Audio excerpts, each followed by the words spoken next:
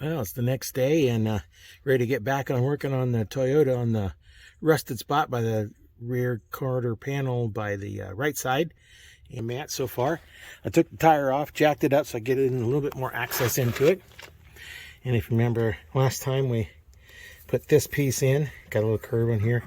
Now, as I'm looking at this a little bit closer, I need to take this piece here and extend this out into here. So I need to form that piece next and get that welded on, and then I can start fitting this other piece that goes in here. Well, here's the next piece welded in. It doesn't have to be real pretty because you're not going to see it. It just needs to be solid, and that made that piece quite a bit more solid than it was before. So now on to the next step.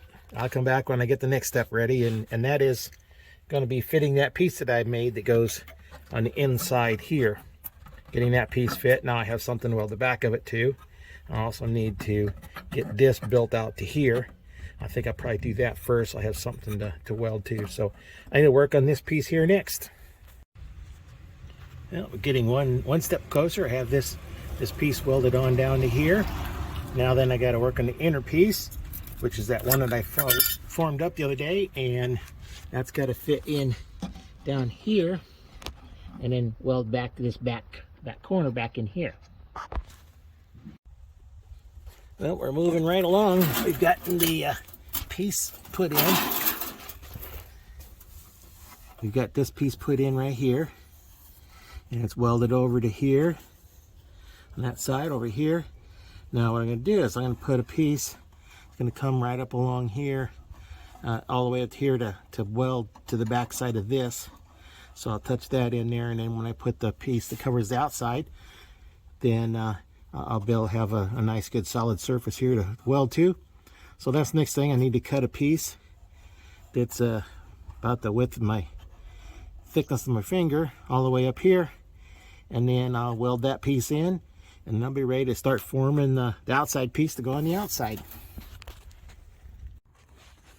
Well, have that piece all welded in, and it doesn't have to look pretty, so I just had to make sure it's welded in there good. And I need to sand this down or grind this down just a little bit more. I just like it a little bit smoother down there. But now the next step is to start forming the outside piece, and coming from down here up to here. And that's the piece that I need to make sure that it's in the best shape I can. I can't have any spots on here like this. That'd be hard to sand through and fill in with putty, and I don't want to do that. So I'll just keep working on that. I'll cut and form the next piece, and we'll go from there. Okay, got the piece formed. It's a bit bigger than what I need, and I've got it marked on here where it's going to be cut out, and I've got it all shaped so it's going to fit up in here just about like that. And what I'll do is I'll cut this excess off back here when I get ready to weld that part here. I'll cut that off. But now the next step is, now that I got this formed, is to sand all this paint down here, because it don't weld too well when you got the paint on. You're going to have a nice clean surface. So I'm going to sand that down, then I'll spot it on, and I'll come back. Just a little update how I formed it. I used my nice little piece of railroad track and my little trusty hammer here, and I just kind of formed it around this corner of this railroad track. All right, have this all sanded down, and now what I need to do is make sure I get this primed inside of here so that it doesn't rust. And then as well, I'll prime this, and what I'm using is 3M's weld through primer. Not sponsored by them, nothing. I have to buy it myself. This is like $35 to $40 a can, so you kind of use it sparingly. Don't use it except when you need to weld through it. Can't get to that backside very well, so now I'm going to spray up inside of here.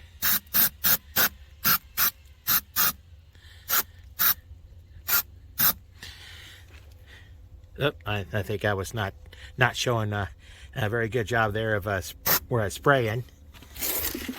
And I'm going to spray inside of here as well. Make sure that's all primed good.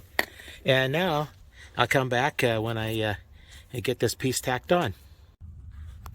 Okay, I have a few little tacks on here to get that tacked in place.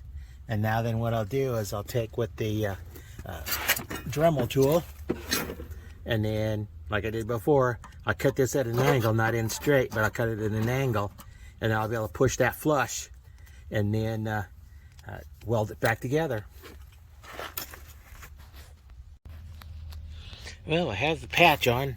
I got a little bit more cleaning up on the seam here, but I've got it welded on down in here. Let's see, go down there. I've got it welded all in there.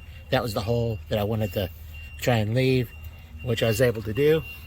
So now a little more touch up, then I'll put my first coat of Bondo on, a real thin coat. Well, I've got it fixed up here, and I got all that sanded down. Put my first coat of Bondo on there, body filler, and most of that's probably gonna get sanded away. You always got to put more on what you need, just so that you have something to sand down to get it smoothed out. So I'll come back when I get this dried and sanded it down. Well, here it is after I sanded it down. A little bit of a low spot here. I still have a little bit, but you can see the where I'd put it on, it was clear all over here, and all that got sanded away. Make sure it's smooth. I've got a little bit of a ridge here, a little bit down in here. It needs to get filled in. Didn't quite get it good enough when I did it, but that's kind of where we're at now. You can see I still got the tire off. I'll be putting that back on, and I won't have to take it off anymore because I don't have to get inside. I had to get inside of here in order to do some of the welding and stuff. So done with that. So we'll pick up another video when I get it sanded down a little bit more.